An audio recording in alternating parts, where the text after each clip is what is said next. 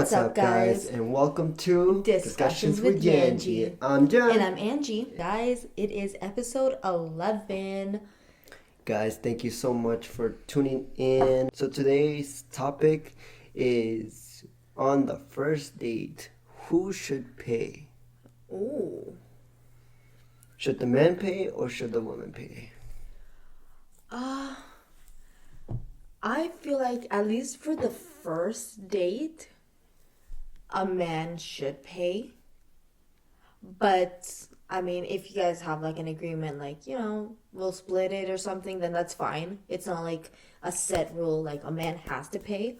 I think a man should pay, at least on the first date. Any date after, you can either split the bill, pay for your own meals, or alternate the man, the woman, so on. Yeah, I do agree with that. I say that now, depending on who you are dating, and this is where it comes tricky because who are you dating? It could be religion, and it could be like different backgrounds, different lifestyles. With that being out of the way, because we don't want to get too religion strict, politics, stuff like that over here.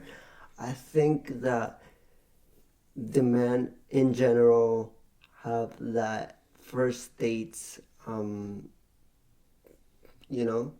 because I feel like it's still sort of like what you can like give the woman, if that makes sense. Yeah. Like if it's like you set the boundary of like, okay, I take you here.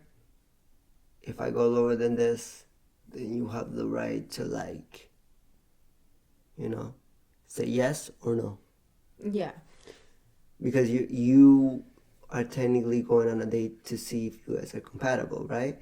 So I am literally wanting your time as a man, and you are, as a woman, are going to spend with me and see if we're compatible, right? If it doesn't work out, you guys can be friends. Right? Sometimes.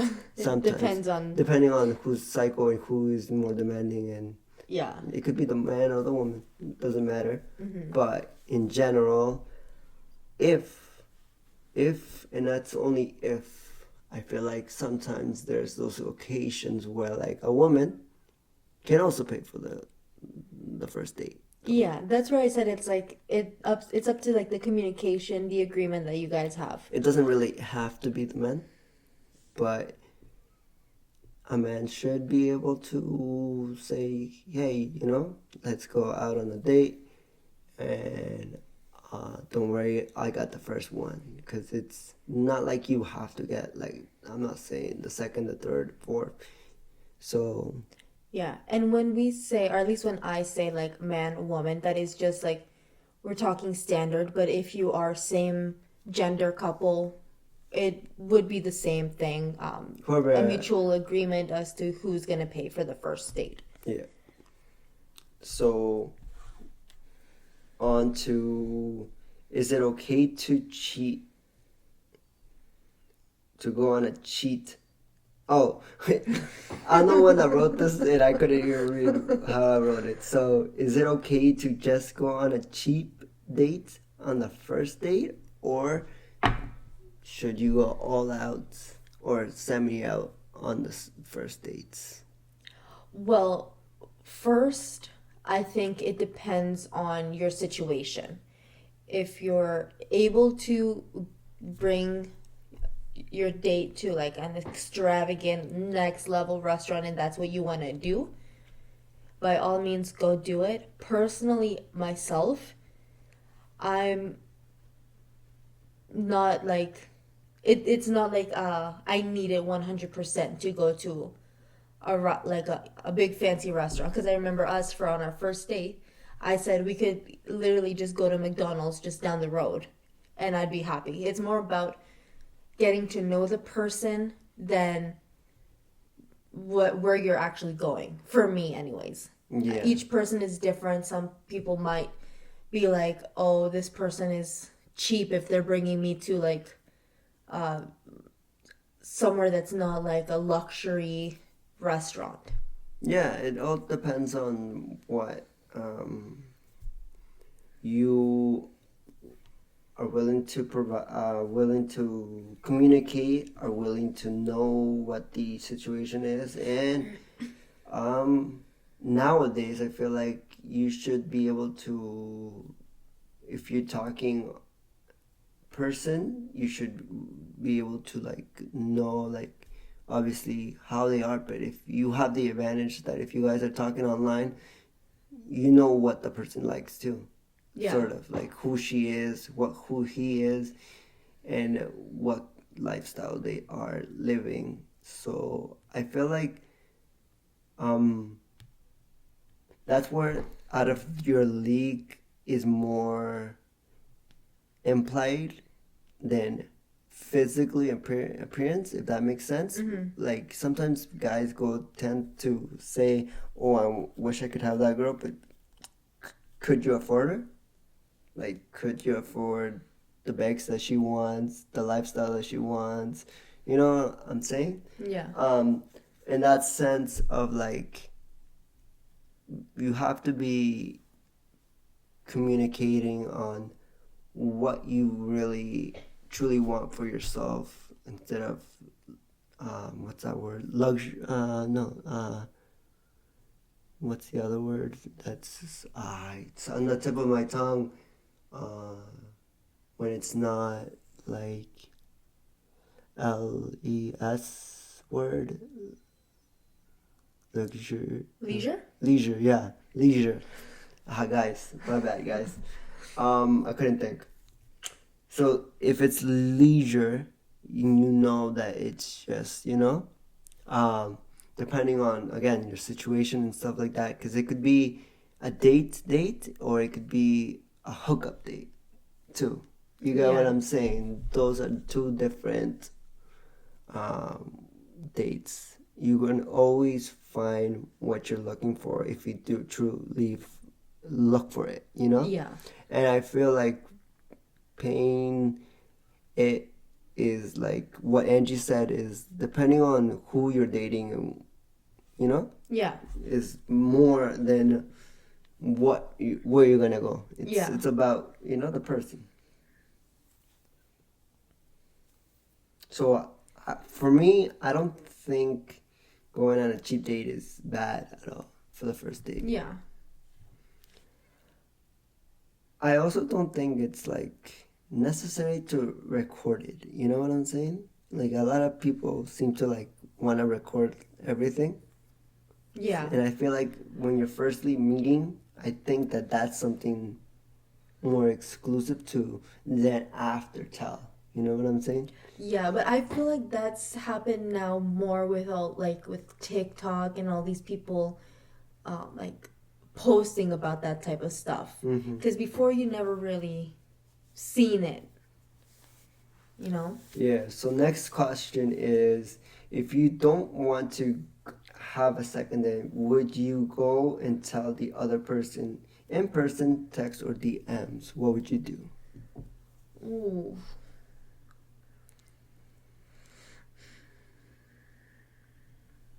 Well, I think it depends on like how close you guys are to each other. Like if like let's say for example, you and I was in Scarborough, you were in Brampton at the time. It and I don't have a car, I don't drive, and I don't think you had a car at the time. So getting together to say that to each other would be difficult. So it depends on your situation. I don't think I would do it through text or DMs either. It'll probably be like a phone call or something, because it's a bit more personal than a text or a DM. Yeah. So I would probably say phone call. My third would probably be a text. If I had to choose like between person, text, or DMs, it'll probably be text. Yeah. But I think a phone call would be best if you're not able to see the person in person. Yeah, I agree. So for me, the DMs, what's it called? Uh, I would try to manage to get to, if it was a situation like us, I would have gone, even if I didn't have a car, on public, Public transit? yeah, Yeah. and try to get to your place, try to discuss, Yeah. and see if we can be in good terms. And then from then on, but I was pretty sure about our relationship, so I'm not gonna make that like an example. Yeah. But I think like But I was if just you saying having us as an example because we were far, quite far. yeah. Yeah. But in situations where you don't want to go on a second date, yeah, just be honest. It doesn't really matter if it's phone, text, or DM, because in the end of the day, you're not gonna be. Your plan is not to see the other person anymore, right? Yeah. And a DM or a text is just going to. Maybe you don't know how to explain it, right? Yeah. And maybe you are just like, instead of, you don't know, like if you see that person, you might get emotional and you might be in a relationship for the wrong reasons. Yeah. As Or well. you also don't know how the other person might react. They might like turn into a true crime documentary real quick. What? I'm talking in the context of the question that you're This asking. is a long podcast for that, Angie.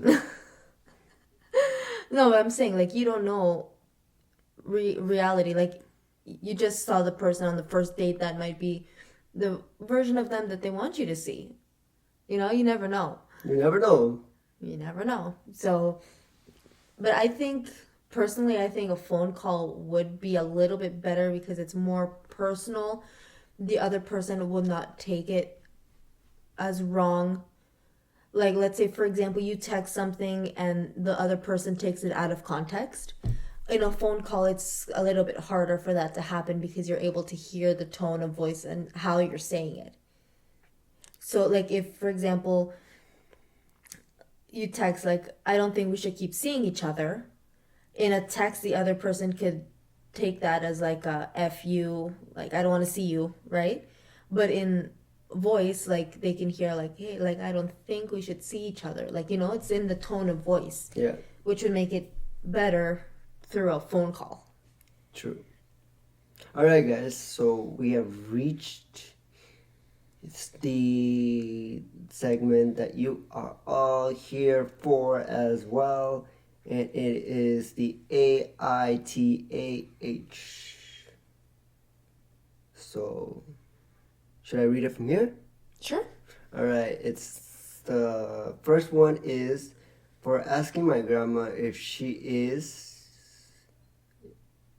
For asking my grandma if she can replace / refund me for all the items that she broke while she stayed in my room.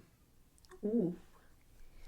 Okay, let's read the context. I'm just a 15-year-old female and my grandma is a 65-year-old female. She came over to my house to visit for about 2 to 3 weeks. I live in a 3-bedroom house, but it's just my mom and me. Is another empty room in the house, but my grandma prefers to sleep in my room. I don't have a problem with that, so I let her. I may be only 15, but I have been working and earning an income since I was 13. I've worked at my family's restaurant, walked dogs, babysat, cut the grass, and even worked at McDonald's. Let me just say that I earn my money. And due to my situation with my parents, I really buy everything for myself. I have the biggest room in the house and I have paid for everything that is in it. Here's a little breakdown of some prices. My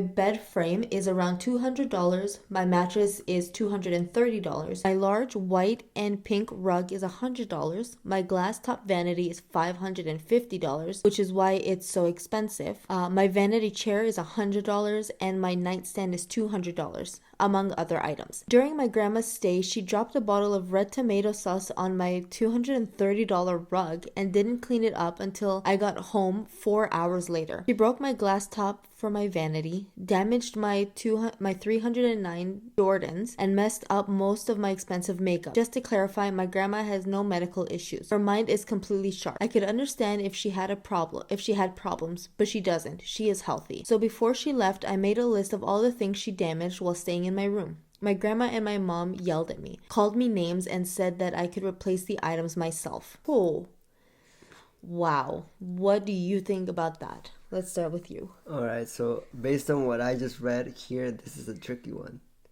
Because I feel like if you're making that much money, it's not enough for a place on your own, but you can go live as a roommate, sort of, somewhere else. But because of her age, I'm not gonna advise that.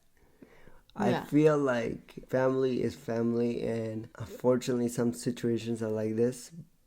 I don't think it's fair, and I think the grandma, especially the mom, is the a-hole here because that is stuff. Imagine if it was turned around, like what the mom like that. Yeah, like exactly.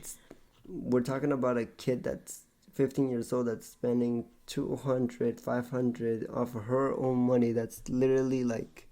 She's 15. She technically is not legal to be working unless maybe in her, like, wherever she lives it's legal. Yeah. But comment down below if you guys are living somewhere where 15 years old you can work, because here in Canada, at least in Ontario, like, and we're not talking about like cash work, we're talking about like legal work, like McDonald's. Yeah.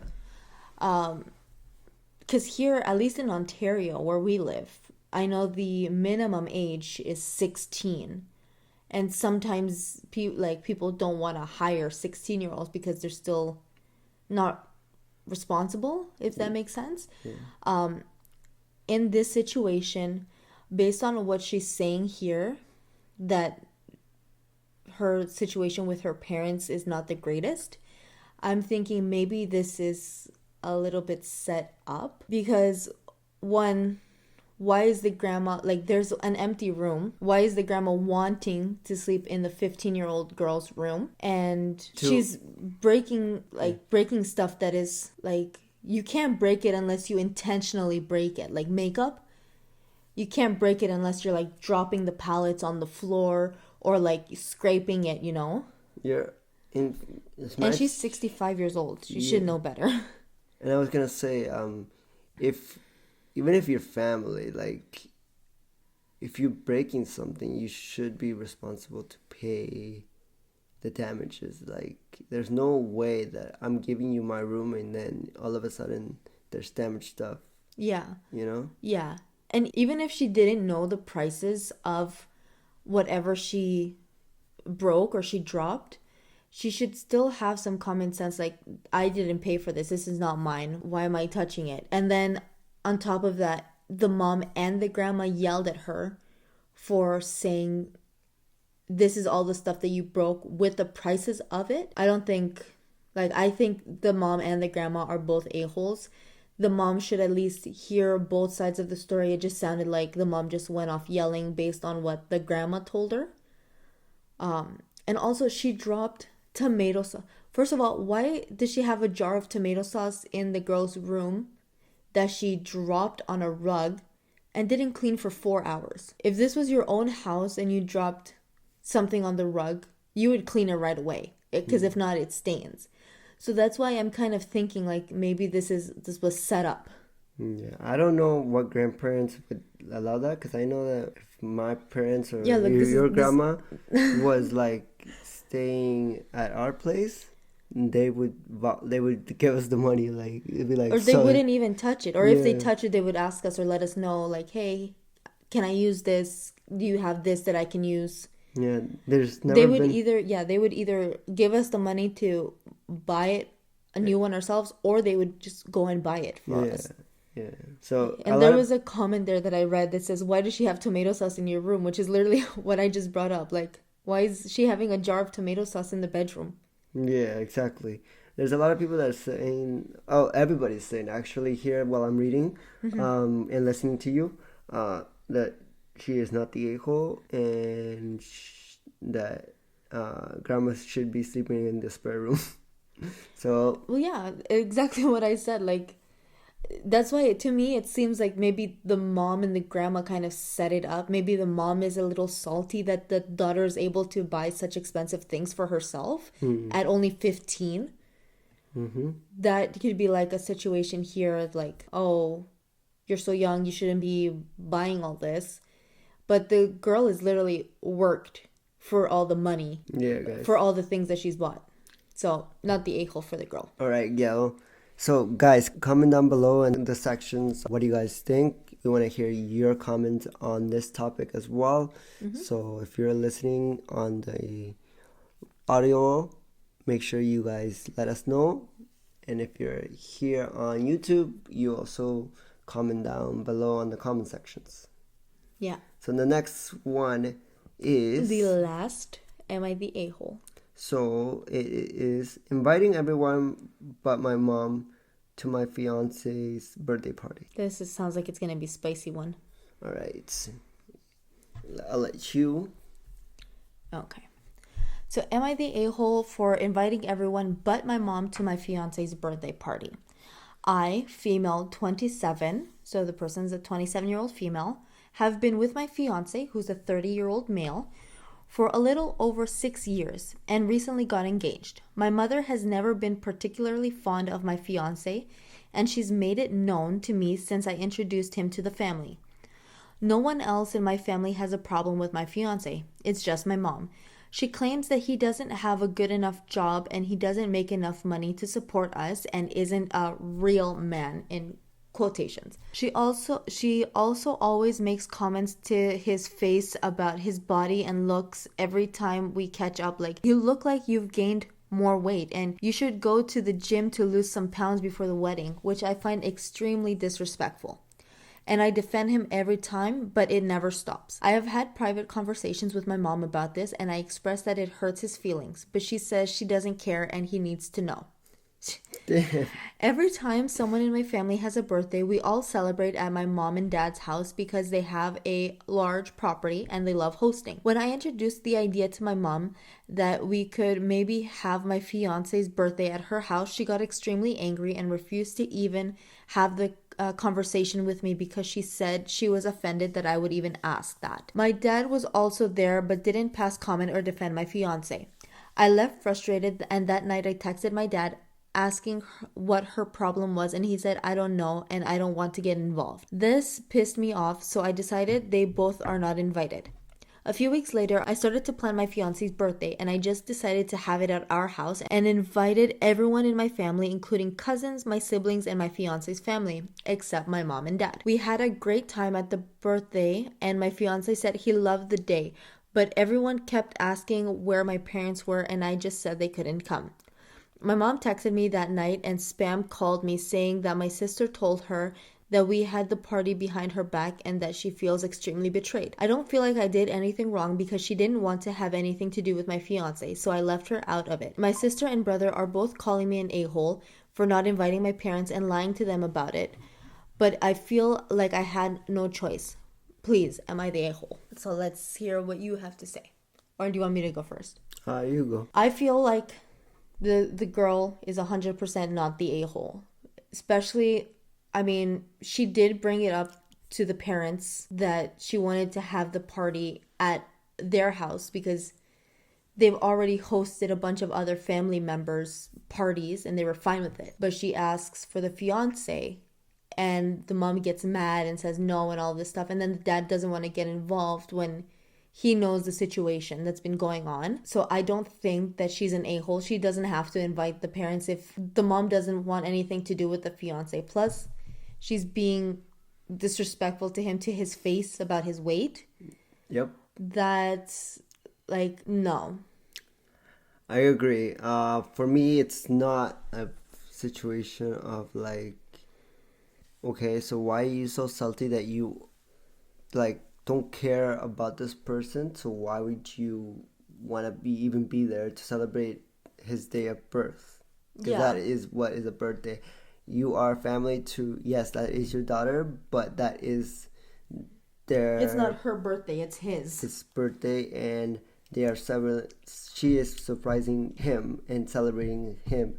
If it was like a situation where you guys didn't get along because of problems, but you still had respect and you still cared and you still like that, that's a different topic.